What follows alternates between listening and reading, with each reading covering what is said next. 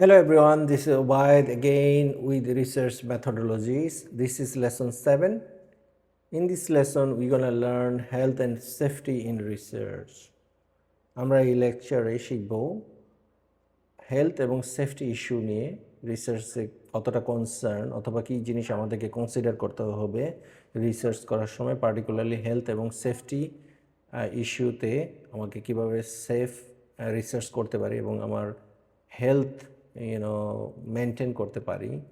এটাকে ultimately in a terms health and safety বলা হচ্ছে, যেখানে আমরা দেখব যে কি কি কনসিডারেশন আমাদের করতে হবে যখন আমরা রিসার্চ করব।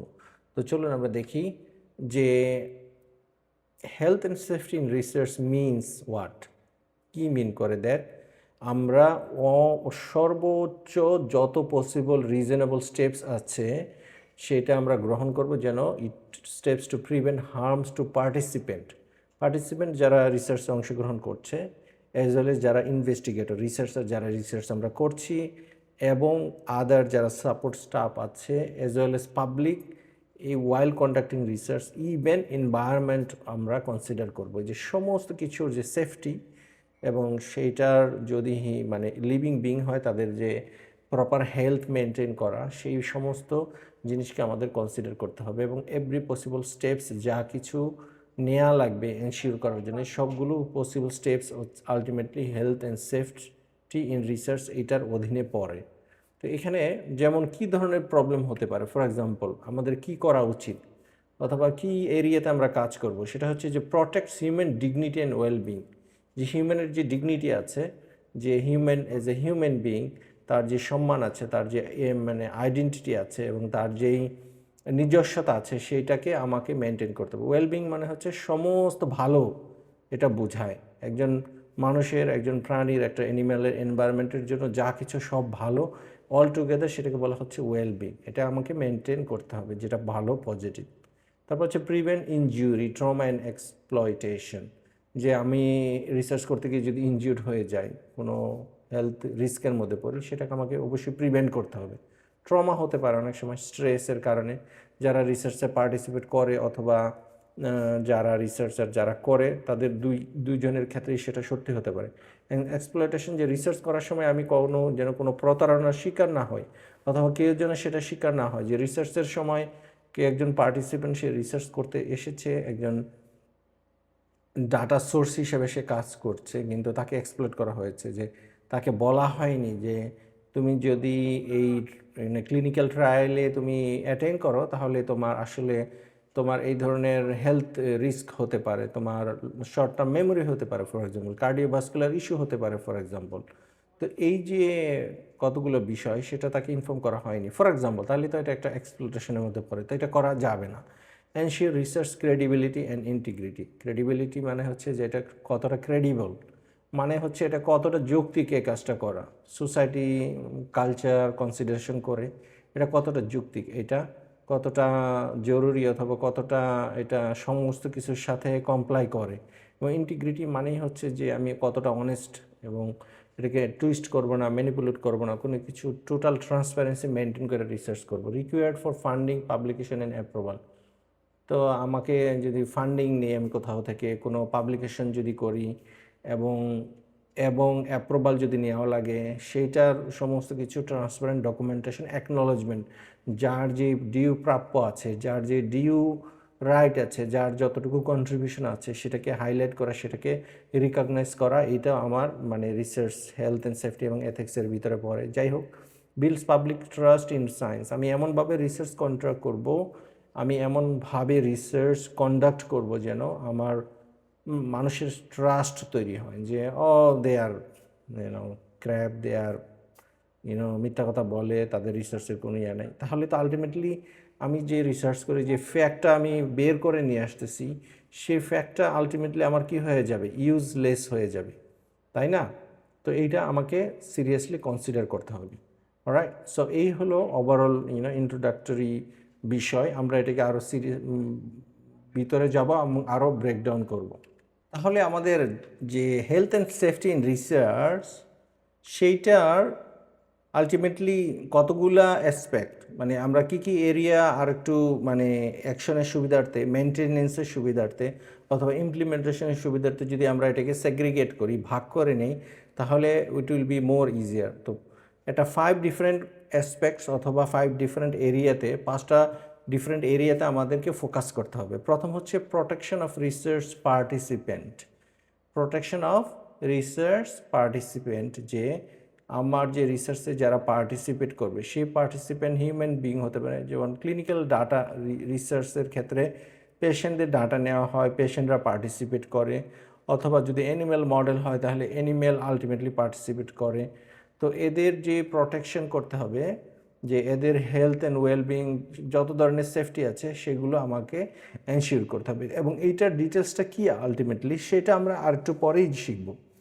তারপরে হচ্ছে যে অবভিয়াসলি যারা রিসার্চ করতেছে, রিসার্চ স্টাফ যারা আছে, যে research scientist as well age support staff as well age ল্যাবে যারা আরও সাপোর্ট স্টাফ আছে, ল্যাব অ্যাটেন্ডেন্ট আছে, তাদের সবার হেলথ অ্যান্ড সেফটি আমাকে এনশিওর করতে হবে, অথবা রিসার্চ ডিজাইনের মধ্যে এটা আমাকে আমার কনসিডারের মধ্যে রাখতে হবে। এইগুলো সবই আমরা এখনই ডিটেলস শিখব উইদিন এ মিনিট, বাট আমি জাস্ট হাইলাইট করছি। Risk assessment and risk management. Risk assess করব, যে আমি মূল্যায়ন করব, প্রিডিক্ট করব যে আগে থেকে যে কী রিস্ক আমার হতে পারে, এবং সেটাকে আমাকে ম্যানেজ করার জন্য কী সেফটি মেজার, কী ধরনের প্রিকশন, কী ধরনের অ্যারেঞ্জমেন্ট করা দরকার সেটা আমরা নিব। Ethical approval and oversight. Ethical approval মানে হচ্ছে যে আমি যে রিসার্চটা করতেছি এটা আদৌ এথিক্যাল, এটা আদৌ আমার কালচারাল রিলিজিয়াস থট অথবা আমার মানে ওভারঅল যে সোসাইটির ভ্যালুজ আছে সেইগুলোর সাথে এটা কমপ্লাই করে কিনা। ফর এক্সাম্পল, যে আমি কি চাইলেই যে কোনো কিছু একটা করতে পারি? তা পারি না। আমি এমন একটা রিসার্চ ডিজাইন করলাম যে আমার কালকে হচ্ছে আমার যে এনভায়রনমেন্ট আছে সেই এনভায়রনমেন্টের থেকে আমি ডিজাইন করলাম রিসার্চ দিয়ে 1000 গাছ আমি কেটে ফেলবো, অথবা আমি 500 কী করব, 500 গরু আমি জবাই করে ফেলবো, কথার কথা। অথবা আমি এরকম ডিসাইড করলাম যে আমি 1000 কেজি মাছ আমি মেরে ফেলবো। এটা কি আসলে এথিক্যাল? আমার রিসার্চ ডিজাইন যদি এমন হয়, তো এটার একটা অ্যাপ্রুভাল প্রসেসের মধ্যে দিয়ে আমার যেতে হবে, সেটা আমাকে ফলো করতে হবে। লিগ্যাল অ্যান্ড ইনস্টিটিউশনাল কমপ্লায়েন্স, এটা নিয়ে আমরা শিখবো যে দেশের আইন কি বলছে, যে আমি কি দেশের আইন অনুযায়ী আমি রিসার্চ করতে পারি কি না। আর ইনস্টিটিউশনালও কিছু কমপ্লায়েন্সের বিষয় থাকে, ইনস্টিটিউটের ফিলসফি থাকবে, ইনস্টিটিউটের কিছু কনস্টিটিউশন থাকবে, তাদের একটা নিজস্ব গাইডলাইন থাকবে, যে তারা হয়তো এটাতে বিশ্বাস করে না। এই ধরনের যে এমন কিছু রিসার্চ ডিজাইন করলাম, ফর এক্সাম্পল তারা হয়তো মেল এবং ফিমেলের সেগ্রিগেশন বিশ্বাস করে না, অথবা তারা ইকুয়ালি ট্রিট করতে চায়। তাহলে আমি এমন একটা রিসার্চ ডিজাইন করলাম যেখানে হয়তো এই ফিলসফিটার সাথে রিসার্চ প্রপোজালে কন্ট্রাডিক্ট করে, তাহলে এটা আমি ইনস্টিটিউশনাল কমপ্লায়েন্সের মধ্যে আমার সাথে কন্ট্রাডিক্ট করছে, তাহলে সেগুলো আমার কনসিডারেশনের মধ্যে নিতে হবে।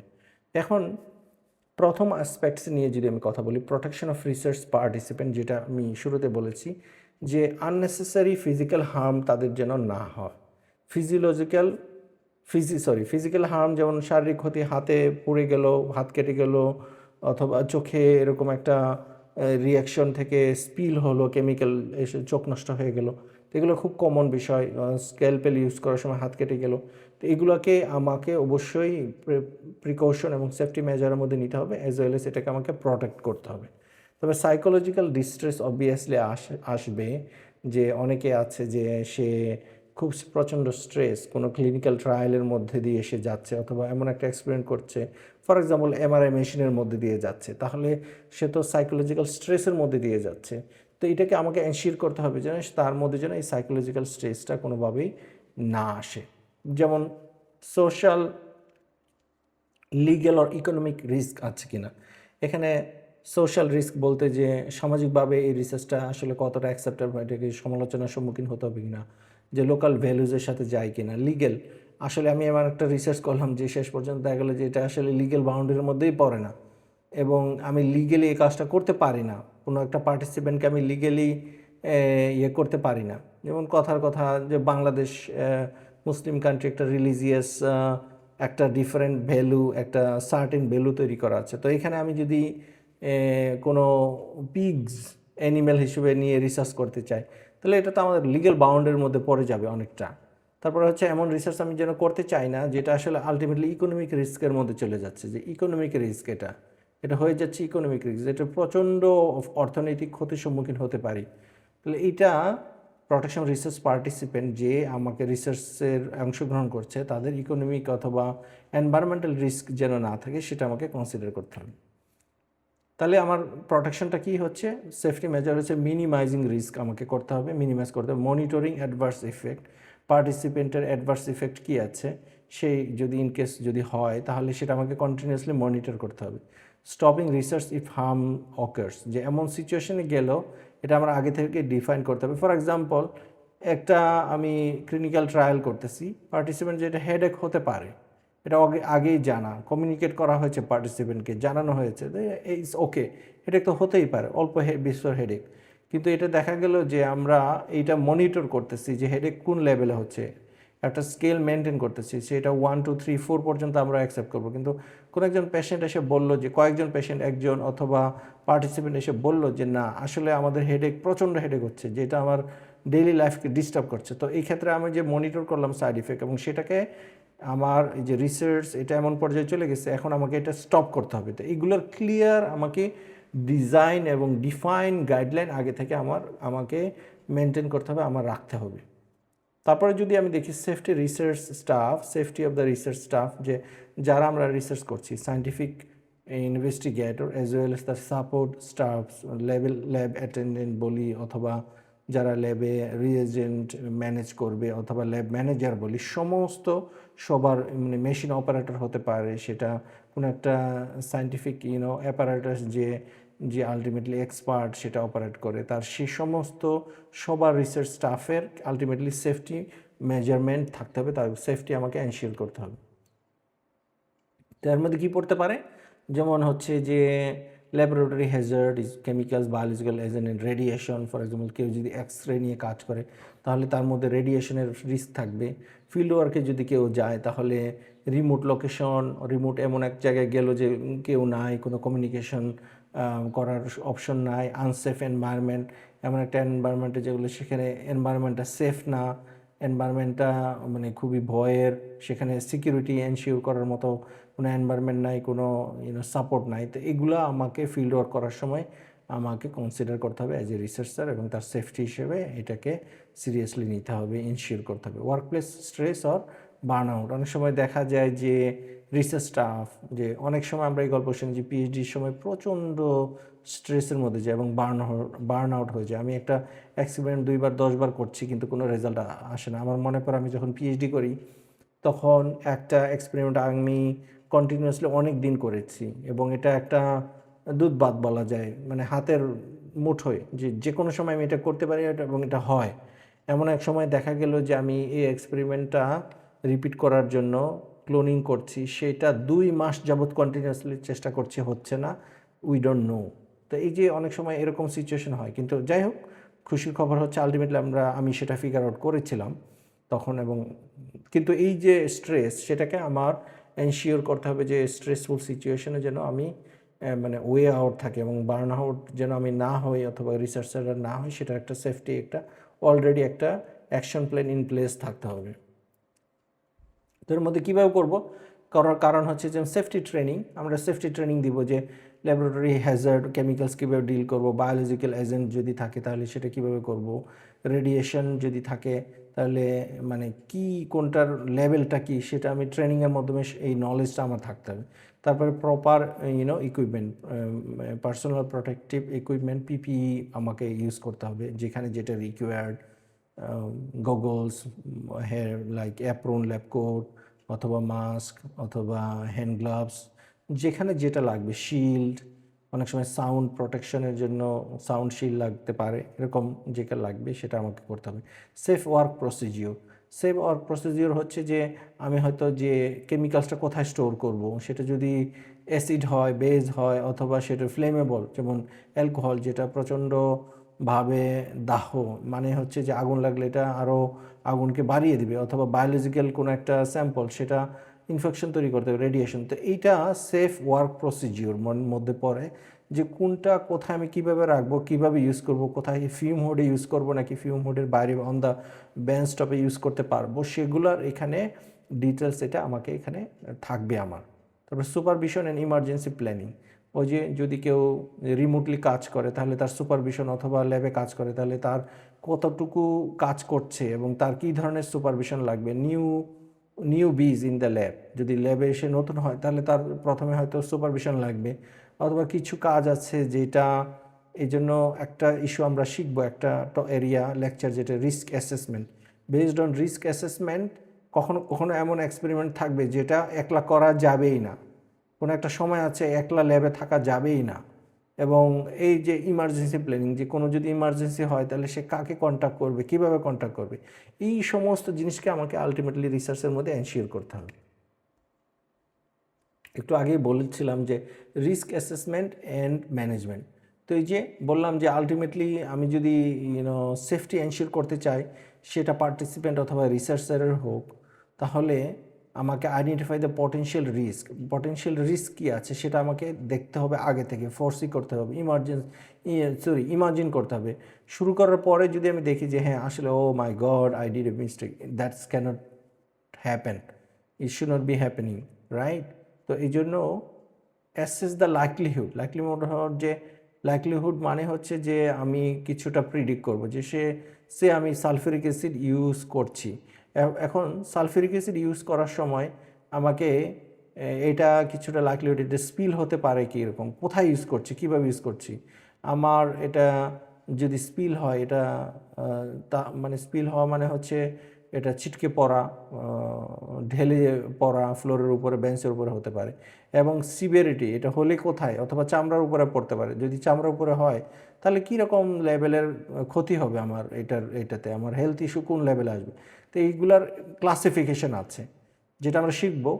তারপরে সেই অনুযায়ী আমাকে একটা কন্ট্রোল মেজার নিতে হবে, place to reduce or eliminate risk, যে হয়তো রিস্ক রিডিউস করা যাবে, কমপ্লিটলি ইলিমিনেট করা যাবে না, কিন্তু আবার কিছু আছে যে এলিমিনেট রিস্ক করা, মানে রিস্কটা কমপ্লিটলি রিমুভ করা যাবে। দেখা যাচ্ছে যে আমার এই যে এক্সপেরিমেন্ট আছে সেখানে আমি সালফিউরিক অ্যাসিড আমি না ইউজ করলে হচ্ছে যে আমি অন্য আরেকটা অ্যাসিড হলেও আমার এটা কাজ চলতেছে, তাহলে আমি হয়তো অর্গানিক অ্যাসিড, একটা অ্যাসিটিক অ্যাসিড নিয়ে আসলাম, which is less harmful, less reactive. তাহলে কী হলো, আমি একদম এলিমিনেট করে দিলাম অথবা রিডিউস করে দিলাম রিস্কটা। এইভাবে আমাকে এটা কনসিডারেশনের মধ্যে আনতে হবে।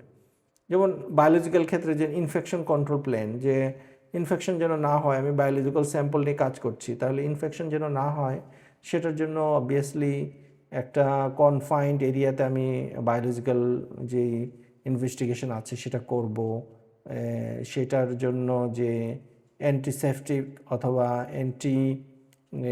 ইনফেকশন যে সমস্ত এনভায়রনমেন্ট ক্রিয়েট করা দরকার, মেজারমেন্ট নেওয়া দরকার, ডাবল ডোর, সেফটি ডোর অথবা protective equipment, completely cover gown, এরকম যেই লেভেলে দরকার, অথবা মাস্ক আমি এমন লেভেলের, মানে মাস্কের বিভিন্ন লেভেল আছে, যে এমন লেভেলে আমি মাস্ক ইউজ করব যেটা আমার কখনো আমার এয়ারওয়েজ অথবা আমার শ্বাসনালীতে যেন কোনোভাবেই ইনফেকশন ট্রান্সফার করতে না পারে, শ্বাস প্রশ্বাসের সাথে যেন কোনোভাবে কন্টামিনেটেড না হয়।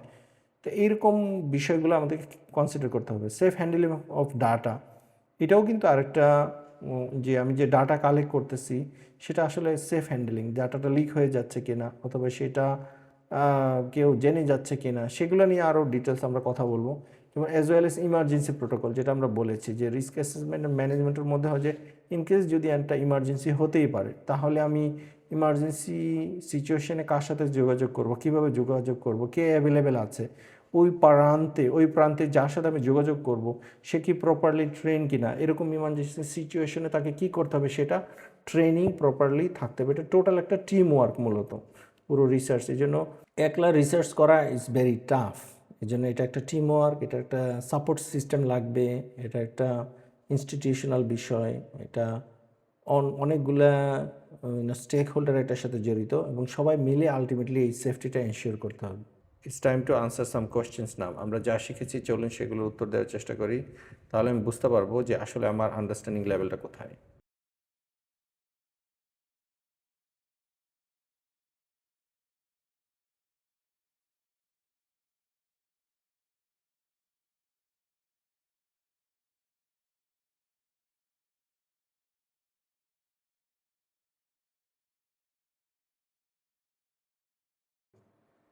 এখন আমাদের পরবর্তী প্রশ্ন হচ্ছে এথিক্যাল অ্যাপ্রুভাল অ্যান্ড ওভারসাইট। যে এথিক্যাল অ্যাপ্রুভালের বিষয়টা হচ্ছে যে আমি আগেই বলেছি যে রিসার্চটা কি এথিক্যাল কি না, যে আমি 1000টা গাছ কেটে ফেলবো, এটা কি এথিক্যাল হবে? আসলে এই রিসার্চ আমাকে আমাকে করতেই হবে এরকম, তো এইটা আমাকে কনসিডারেশনের মধ্যে আনতে হবে। তো এই জন্য বিভিন্ন ধরনের এথিক্যাল কমিটি আছে, যেমন হিউম্যান রিসার্চ এথিক্স কমিটি, অন্যদের অনেক নাম থাকতে পারে, এটা জাস্ট ফিউ এক্সাম্পল হিসেবে বলছি। অ্যানিম্যাল এথিক্স কমিটি, যেখানে অ্যানিম্যাল ইনভলভ। আর হিউম্যান রিসার্চ যদি হয় যেখানে হিউম্যান পার্টিসিপেন্ট অথবা হিউম্যান ইনভলভ, যেমন ফর এক্সাম্পল ক্লিনিক্যাল রিসার্চে পেশেন্টরা ইনভলভ থাকতে পারে, পেশেন্ট ডাটা, পেশেন্টের ব্লাড স্যাম্পল, টিস্যু স্যাম্পল অথবা অন্যান্য স্যাম্পল নিয়ে কাজ করা যেতে পারে, ডাটা নিয়ে কাজ করা যেতে পারে, ডেমোগ্রাফিক ডাটা। তো সেগুলোর আলটিমেটলি এথিক্যাল অ্যাপ্রুভালের দরকার আছে, কারণ এথিক্যাল অ্যাপ্রুভাল কমিটি তারা এটাকে ওভারসি করবে যে এটার সেফটিটা কী, এটার প্রোটেকশন কী, কী কী লেভেলে এটাকে অ্যালাউ করা উচিত, সেগুলো কনসিডার করে এটা এনশিওর করবে। তো এখানে risk are justified by benefits, যেমন এই যে অ্যাপ্রুভাল, এথিক্যাল অ্যাপ্রুভালের জায়গাটা যে কয়েকটা জিনিস কনসিডার করা হয়। একটা কনসিডার হচ্ছে যে হয়তো দেখা যায় যে কথার কথা যদি বলি যে আমার আসলে আঙ্গুলের মাথায় ক্যান্সার হয়েছে, তো একটা মানুষের ক্যান্সার হয়েছে, আরেকজনের ক্যান্সার হয়নি। তো যার ক্যান্সার হয়েছে, তো আঙ্গুলের মাথাটা যদি তার কেটে দেওয়া হয়, কেটে ফেলে দেওয়া হয়, তাহলে হয়তো তার বিগার রিস্ক থেকে সে আসলে মুক্তি পাবে, তার এই ক্যান্সারটা স্প্রেড আউট হয়ে সমস্ত শরীরে যাবে না। তাহলে এই ক্ষেত্রে তার তো একটা মানে আর একটা সুস্থ মানুষের কথা ভাবেন যার ক্যান্সার হয়নি, তার ক্ষেত্রে যদি আঙ্গুলের মাথা কেটে দেওয়া যায়, it will be big disaster. এটা কোনোভাবেই এথিক্যাল না, এবং এটার জন্য তার ফৌজদারি মানে আদালতে যাওয়া সম্ভব, এটার জন্য অনেক কিছু করা সম্ভব। কিন্তু যার ক্যান্সার হয়েছে, যখন তার এখানে রিস্ক হচ্ছে যদি এই আঙ্গুলটাকে প্রপারলি কেটে ফেলে না, মনে করেন যে আঙ্গুল কেটে ফেলে দেওয়া একটা প্রপার ট্রিটমেন্ট অপশন, যদি আর কোনো অপশন নাই, তাহলে সেখানে এই যে এটাকে ফেলে দেওয়া, এইটা সেও এগ্রি করবে, তার পরিবারের ফ্যামিলি সবাই, এভরিবডি এগ্রি করবে। তাহলে আমরা কি করলাম যে এই ক্ষেত্রে আঙ্গুলটাকে ফেলে দিচ্ছি, এটা হচ্ছে risk are justify by benefit. এইখানে যে আঙ্গুলটা কেটে ফেলে দিচ্ছি, এটা বেনিফিট এর চেয়ে মানে কেটে আঙ্গুলের চেয়ে এর চেয়ে অনেক বেশি বেনিফিট সে পাবে, কারণ হচ্ছে সে আলটিমেটলি ক্যান্সার থেকে মুক্তি পাবে, অথবা ক্যান্সারের আক্রমণ থেকে সে নিজেকে সেভ করতে পারবে। তো এটা আমাদের কনসিডারেশনের মধ্যে আসবে যখনই এথিক্যাল অ্যাপ্রুভালের প্রশ্ন আসবে। রিস্ক আর জাস্টিফাই বেনিফিট, অবশ্যই রিস্ক থাকতে পারে, সেটা মিনিমাম, এবং সেই ক্ষেত্রে বেনিফিট অনেক জাস্টিফাইড, অনেক বেশি হতে হবে। তারপরে সেফটি মেজার্স আর এডিকুয়েট, যে যত সেফটি মেজার্স আমাদের দেওয়ার দরকার ছিল সেটা অবভিয়াসলি এডিকুয়েট, এটা আমাকে এনশিওর করতে হবে, এটা আমাকে অবশ্যই এনশিওর করতে হবে। পার্টিসিপেন্ট রাইটস আর প্রোটেক্টেড। পার্টিসিপেন্ট রাইটস মানে হচ্ছে যারা পার্টিসিপেট করছে রিসার্চে, তার রাইট সবসময়, যে মাঝপথে সে ক্লিনিক্যাল ট্রায়ালে মনে করেছে যে আমি এটাতে পার্টিসিপেট করব, আমি প্রতিদিন মানে ইনভেস্টিগেশনের স্বার্থে সকালবেলা একটা প্যারাসিটামল খাবো, আবার বিকালে একটা প্যারাসিটামল খাবো, এটা সে এগ্রি করে ইনভেস্টিগেশন অথবা ক্লিনিক্যাল ট্রায়ালে পার্টিসিপেশন শুরু করেছে, কিন্তু দেখলো মাঝপথে সে আর এটা করতে চায় না, তার তার ফুল রাইট আছে যে সে এখান থেকে উইথড্র করবে। এটা হচ্ছে একটা one kind of example as right are protected. অথবা সে বললো যে হ্যাঁ আমি পার্টিসিপেট করেছি, কিন্তু আমার ডাটাটা কেউ রিসার্চে ইউজ করতে পারবে না, তাহলে এটা তার রাইটস। তো কি রাইট আছে সেটা কনসিডার করে প্রচলিত আইনে সেটাকে এনশিওর করতে হবে যে একজন পার্টিসিপেন্ট যেন তার রাইটটা, আমার রিসার্চ ইনভেস্টিগেশন মেথড অথবা প্রোটোকল এমন কন্ট্রাডিক্টরি করা যাবে না, অথবা এমনভাবে এটাকে রান করা যাবে না যেখানে পার্টিসিপেন্টের রাইটস আর নট প্রোটেক্টেড। তারপর হচ্ছে লিগ্যাল অ্যান্ড ইনস্টিটিউশনাল কমপ্লায়েন্স, যেটা লিগ্যাল অ্যান্ড ইনস্টিটিউশন কমপ্লায়েন্সের মধ্যে যেমন অবভিয়াসলি যেমন লিগ্যাল বলতে workplace health and safety laws আছে, যে বিভিন্ন ধরনের আইন আছে।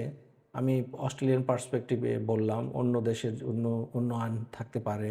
বাংলাদেশের পার্সপেক্টিভে বাংলাদেশের গভর্নমেন্টের যেই হেলথ অ্যান্ড সেফটি ল আছে, যে সার্টেন ওয়েতে যদি একটা স্ট্যান্ডার্ড কোনো একটা ওয়ার্ক প্লেস, যেমন ল্যাবরেটরি যদি হয়, এটা যদি একটা ইন্ডাস্ট্রি হয় অথবা একটা শপিং সেন্টার হয়, প্রত্যেকটা জায়গার মধ্যেই তার কিছু রিকোয়ার্ড সেফটি ফেসিলিটিস থাকতে হবে। যদি ল্যাবরেটরি হয় তাহলে ল্যাবরেটরির যে ডিজাইন সেইটা লয়ের সাথে কমপ্লাই, ল্যাবরেটরিতে কী ধরনের ডোর থাকবে, কী ধরনের ফিউম হুড থাকবে, কী ধরনের এক্সিট প্লেন থাকবে, এক্সস্ট ফ্যান থাকবে কি না, কোন কেমিক্যালসের জন্য কোথায় রাখবে, এগুলো আসলে এই ল দ্বারা ডিফাইন করা আছে। তো সেই অনুযায়ী এটাকে ফলো করতে হবে। আবার যে কেউ শপিং সেন্টার, সেটার জন্য ল আছে, এথিক্যাল গাইডলাইন্স আছে, যেমন যে হিউম্যান রিসার্চ করার সময় কী ধরনের এথিক্যাল গাইডলাইন করব। যেমন এখানে যেমন মনে করেন যে অনেকটা অস্ট্রেলিয়ার পার্সপেক্টিভ অনুযায়ী যে যারা টেস্টিভ বেবি, কথার কথা টেস্টিভ বেবি, এখানে এটা অস্ট্রেলিয়ান গভর্নমেন্টের রুল অনুযায়ী এটা কমপ্লাই করে, তারা এটা রেগুলেটেড, এটা এথিক্যালি ইটস ওকে। আবার সেই সেম রিসার্চ যদি আমরা যে টেস্টিভ বেবি এটা নিয়ে যদি রিসার্চ করতে চাই, যে হিউম্যান এমব্রায়ো, সেটা আমরা কালেক্ট করে নিয়ে আবার ল্যাবরেটরিতে যদি কোনো কাজ করতে চাই, তাহলে সেটা হয়তো বাংলাদেশের গভর্নমেন্টের রুল অনুযায়ী এটা কমপ্লাই করবে না। এটার social, political, economic as well as cultural, religious faith থেকে এটা কমপ্লাই করবে না। তাহলে সেটা রেগুলেশন কী আছে, এটার সাথে এটা কমপ্লাই করতে হবে আমার রিসার্চ করার আগে। এটা আমাকে কনসিডারেশনের মধ্যে নিতে হবে। তো রিসার্চ করার আগে আমাকে এই সমস্ত জিনিস কনসিডারেশনের মধ্যে নিতে হবে। ইনস্টিটিউশনাল সেফটি পলিসিস, প্রত্যেকটা ইনস্টিটিউশনের অলসো সেফটি পলিসি থাকবে। আবার ইন্টারন্যাশনাল কিছু বিষয় আছে, ইন্টারন্যাশনাল স্ট্যান্ডার্ড, যেমন ডিক্লারেশন অফ হেলসিঙ্কি, যেখানে কিছু ডিক্লারেশন দেওয়া হয়েছে গ্লোবালি আমরা এই সমস্ত কমপ্লায়েন্স অথবা এথিক্যাল মেজারমেন্ট এবং ফান্ডামেন্টাল যেই রুল আছে, ফান্ডামেন্টাল যে সেফটি রেগুলেশন আছে, সেগুলো আমরা সবাই মেনটেন করব, এটা এগ্রিমেন্ট এরকম আছে। তো এগুলো আমাদের আসলে রিসার্চ করতে গিয়ে আমাদের সমস্ত কিছু আলটিমেটলি কনসিডারেশনের মধ্যে নিয়ে আসতে হবে। এখন যদি আমরা দেখি, এটা তো গেল যে আমরা কী ধরনের এরিয়াতে কী ধরনের হেলথ অ্যান্ড সেফটি ইনভলভ, সেটা নিয়ে আমরা সোফার আলোচনা করেছি। আমি যদি আবারও সামারাইজ করি শুরু থেকে, যে protection of the research participant, safety of research and staff, risk assessment এবং রিস্ক ম্যানেজমেন্ট করতে হবে, এথিক্যাল অ্যাপ্রুভাল অ্যান্ড ওভারসাইট আমরা যদি সেটাও দেখতে হবে, এবং লিগ্যাল অ্যান্ড ইনস্টিটিউশন কমপ্লায়েন্স, যে আমরা চারটা বিভিন্ন ডিফারেন্ট অ্যাসপেক্ট, চারটা ডিফারেন্ট এরিয়ার মধ্যে আমাদের হেলথ অ্যান্ড সেফটি কীভাবে মেনটেন করবো সেটা নিয়ে আমরা আলোচনা করেছি। এখন আমরা একটা কম্পোনেন্টগুলো কি, যেমন যখন আমি বলতেছি যে সেফটি, পার্টিকুলারলি যদি আমি ধরি যে সেফটি সেটা পার্টিসিপেন্টের হতে পারে, তারপরে হচ্ছে রিসার্চারের হতে পারে। তো হেলথ অ্যান্ড সেফটি আলটিমেটলি যদি আমি দেখি, তো এখানে আবারও 5টা ডিফারেন্ট পয়েন্ট আছে। ফিজিক্যাল সেফটি আমাকে মেনটেন করতে হবে, psychological safety as well as data safety, যে ডাটা আমি যে কালেক্ট করতেছি সেটার সেফটিটা কী, এগুলো in a minute I will break down. Environmental safety is also important. Then emergency preparedness, হ্যাঁ, ইমার্জেন্সি প্রিপেয়ারনেস, যে আমরা আসলে ইমার্জেন্সি সিচুয়েশনে কীভাবে রেসপন্ড করব। তো এখন ফিজিক্যাল সেফটির ফোকাসটা কি, preventing bodily injured and long term illness, যে কোনো ধরনের লং টার্ম ইলনেস হতে পারে, যেমন কেউ যদি কোনো একটা কেমিক্যাল অ্যালকোহলিক অথবা ফ্লেমেবল কেমিক্যালসের এক্সপোজারে যায়, মানে ক্যান্সারাস কার্সিনোজেনিক কোনো কেমিক্যালসের এক্সপোজারে যায়, তাহলে হয়তো তার লং টার্ম মানে ব্রিদিং প্রবলেম হতে পারে, লং টার্ম তার অ্যাজমাটিক প্রবলেম হতে পারে ফর এক্সাম্পল। তাহলে শর্ট টার্ম লং টার্ম দুইটাই ইলনেসের আমাকে সেটা কনসিডার করতে হবে। এবং এর মধ্যে যে ম্যানেজ করার জন্য এক্সাম্পল যেমন সেফ ল্যাব যে safe PPE, protection, personal protection, protective equipment, personal protective equipment PPE আমাকে মেনটেন করতে হবে, রেসপেক্টিভ যেটা সুইটেবল, ইনফেকশন কন্ট্রোল থাকতে হবে। তো these are the few examples, আমাকে এটা মেনটেন করতে হবে। তারপরে যদি আমি দেখি যে সাইকোলজিক্যাল সেফটি, যে সাইকোলজিক্যালি আমরা যখন রিসার্চ করি তখন অনেক সাইকোলজিক্যাল ইস্যু তৈরি হয়, যেমন স্ট্রেস একটা বড় ইস্যু হতে পারে, লন ওয়ার্কার্স অ্যাংজাইটি, যে আমি একলা একলা কাজ করতেছি তখন আমি অ্যাংজাইটি তৈরি হচ্ছে, আমি ভয় পাচ্ছি, আমার মেন্টাল ফেটিক তৈরি হতে পারে। তো এগুলোর জন্য আমাকে যেটা করতে হবে, ডিস্ট্রেস অ্যাভয়েড করা, ট্রমা যেন না হয় সেটাকে আমার মেনটেন করা, কোয়ারেশন যেন না হয়। সো এটার জন্য স্পেসিফিক মেজারমেন্ট থাকতে হবে প্রত্যেকটা ল্যাবে, প্রত্যেকটা রিসার্চ প্রোটোকলের ডিজাইনের পার্ট, এই সমস্ত কিছু। এমন কোয়ারেশন যেন না হয়, যে কোনোভাবেই যেন সেটা না হয়। তো এগুলো আমাকে অবশ্যই মেনটেন করতে হবে, ঠিক আছে। তারপরে যেটা এরপরে যেমন ডাটা সেফটি, যেটা আমরা অনেকেই হয়তো অলরেডি জানি অথবা বুঝি, যে আমি যে কালেক্টেড ডাটা যে আমি কালেক্ট করলাম, they are managed in accordings with standard and regulations.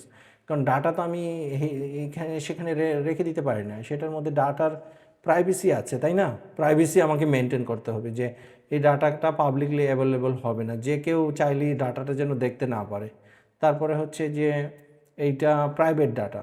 Private মানে কি, যে প্রাইভেট, যে পাবলিক না, যে কেউ আসলেই যেন আমার প্রাইভেট এরিয়াতে ঢুকতে না পারবে, তাই না? তো এরকম আর কি। যে তারপরে হচ্ছে কনফিডেন্সিয়ালিটি, যে আমি ডাটাটা কনফিডেন্সিয়াল, আমি এটা গোপন রাখবো, এটাকে আমি মেনটেন করব, হ্যাঁ। তারপর হচ্ছে সিকিউর স্টোরেজ, যে ডাটা স্টোরেজ যেটা আছে সেটা সিকিউরলি আমাকে মেনটেন করতে হবে।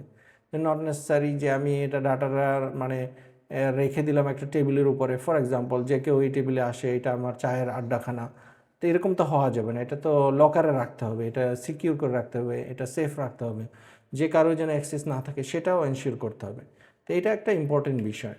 তারপরে এনভায়রনমেন্টাল ফোকাসের মধ্যে যেটা আমরা দেখতে পারি, এনভায়রনমেন্টাল সেফটি, যে আমি রিসার্চ করছি কিন্তু যেটা বাংলাদেশে অনেক সময় দেখি, ফর এক্সাম্পল ইন্ডাস্ট্রিয়াল ওয়েস্টেজ থেকে যদি আমরা কথা বলা শুরু করি, তাহলে দেখব যে সে কোনো এনভায়রনমেন্টকে কনসিডারই করছে না। তো আমি যে রিসার্চ করছি, রিয়েজেন্ট ইউজ করছি, সেখানে কার্সিনোজেনিক রিয়েজেন্ট হতে পারে, রেডিয়েশন, যে রেডিও অ্যাক্টিভ ম্যাটেরিয়ালস এখানে ইউজ হতে পারে, তাহলে সেগুলোর এক্সপোজড যে করব, ডিসপোজাল, এটার ওয়েস্ট প্রোডাক্টটাকে আমি কিভাবে মেনটেন করব, সেটাকে আমাকে অবশ্যই আমাকে সেটা এনশিওর করতে হবে। এই জন্য প্রপার কেমিক্যাল ওয়েস্ট ডিসপোজাল, আমি আমার যে কেমিক্যাল আছে, যে রিয়েজেন্ট আছে, এটা আমি গিয়ে নর্মাল বিনে ফেলতে পারি না, সেটার জন্য কেমিক্যাল ম্যানেজমেন্ট যারা করবে, কেমিক্যাল ওয়েস্ট ম্যানেজমেন্টের সেপারেট উইং, সেপারেট ডিপার্টমেন্ট, সেটা আমাকে এনশিওর করতে হবে।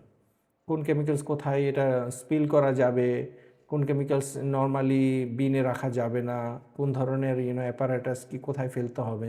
তো বায়োসেফটি কন্টেইনমেন্ট মানে হচ্ছে যে, বায়োসেফটি কন্টেইনমেন্ট হচ্ছে যে আমি যখন বায়োলজিক্যাল স্যাম্পল নিয়ে কাজ করব, ইউনো পিসি 1, 2, 3 এরকম পার্সোনাল কন্টেনমেন্ট অথবা বায়োসেফটি কন্টেনমেন্ট মানে হচ্ছে যে লেভেল অফ রিস্ক, যে আমি প্ল্যান স্যাম্পল নিয়ে কাজ করছি, সেটা হয়তো বা রিস্ক কম, কিন্তু আমি ভাইরাস নিয়ে কাজ করছি, সেটা রিস্ক বেশি। তাহলে কি করতে হবে, ভাইরাস নিয়ে যখন কাজ করব তখন এটার অ্যারেঞ্জমেন্ট, রুমের অ্যারেঞ্জমেন্ট, এটার মানে ক্যাবিনেটের অ্যারেঞ্জমেন্ট, এটার একটা পার্টিকুলার হয়তো বা biosafety cabinet, laminar airflow biosafety ক্যাবিনেটে আমাকে সার্বক্ষণিক কাজ করা লাগবে। তো এই যে ডিফারেন্স এবং এই যে সেফটি মেজার, এটা আমাকে এনভায়রনমেন্টাল সেফটি হিসাবে কনসিডার করে এই সমস্ত জিনিস মেজারের মধ্যে নিয়ে আসতে হবে। ইমার্জেন্সি প্রিপেয়ারনেস যেটা, সেটা যেমন ইমার্জেন্সি হতেই পারে, কোনো একটা ইস্যু হতে পারে, তখন আমি সেটার রেসপন্স কীভাবে করব, সেটাতে আমার অ্যাকশন কী থাকবে তো ইমার্জেন্সি সিচুয়েশনে। তো ইমার্জেন্সি সিচুয়েশনের এটা অলরেডি সেট প্রোটোকল থাকতেই হবে, যে ইমার্জেন্সি হলে কার সাথে যোগাযোগ করব, কী করব। এবং ইমার্জেন্সি হতে পারে যেমন ফার্স্ট এড বক্স কোথায় থাকবে, যে ওখানে ইনিশিয়াল মানে চিকিৎসা দেওয়ার জন্য মতো ম্যাটেরিয়াল ওখানে আছে কি না। তারপরে আলটিমেটলি অবশ্যই আমাকে রেকর্ড রাখতে হবে ইনসিডেন্ট রিপোর্ট, যে এই ইনসিডেন্ট রিপোর্টটাকে পরবর্তীতে আমরা অ্যানালাইসিস করব, ডাটা অ্যানালাইসিস করব, রিফ্লেকশন করব, বসে আবার চিন্তা করব যে আসলে কি হয়েছিল, কেন হয়েছিল, কি কারণে। তো তখন আমরা একে আবার রিভিউ করতে পারি, যে রিভিউ করে বলবো যে ঠিক আছে, তুমি যে এই এক্সপেরিমেন্ট ফিউচারে কেউ করে, তাহলে এই কেমিক্যালসের পরিবর্তে এটা ইউজ করা যাইতে পারে, অথবা এইভাবে না করে এটা বায়োসেফটি ক্যাবিনেটের মধ্যে করতে হবে, বেঞ্চ টপে করা যাবে না, অথবা এটা একলা অ্যালোন যখন কেউ থাকে তখন সেই এক্সপেরিমেন্ট করা যাবে না, তার একজন হেল্পার লাগবে, তাকে যেন রিমাইন্ড করাইতে পারে, সেজন্য ভুল না করে। এই ধরনের রিভিউ যেন করা যায়, সেজন্য অবশ্যই ইনসিডেন্ট রিপোর্টিং করতে হবে আমাকে। তা আমরা যারা যখন বিদেশে, আল্লাহ চাহে তো দেশে অথবা বিদেশে যেখানে হায়ার স্টাডিজের জন্য যাই অথবা গবেষণার জন্য যাব, অবশ্যই দেখবো আমরা এই জিনিসগুলো ডে টু ডে প্র্যাকটিস, যেন দিস আর দ্য মানে এইম, যে পুরা সিরিজের লেকচারের অথবা এই রিসার্চ মেথোডোলজি কোর্সের একটাই উদ্দেশ্য, যেটা আমি শুরুতে ইন্ট্রোডাক্টরি ক্লাসে বলেছি, যে আমার জীবনে আমি যেটা প্রবলেম ফেস করেছি সেটা যেন আমার যারা পরবর্তী যারা আছে, আমার ইয়াং সায়েন্টিস্ট যারা আছেন বন্ধুরা, তাদের যেন সেটা না থাকে, সেই নলেজটা অ্যাভেলেবেল করার জন্য এই পুরো কোর্স। তো আপনারা ভালো থাকবেন। আমরা কতটুকু শিখলাম সেটার জন্য আমরা একটা অ্যাসেসমেন্ট এখন দেখব। এবং সেই চ্যালেঞ্জটা আমরা গ্রহণ করব। আসসালামু আলাইকুম রহমতুল্লাহি ওয়া বারাকাতুহু।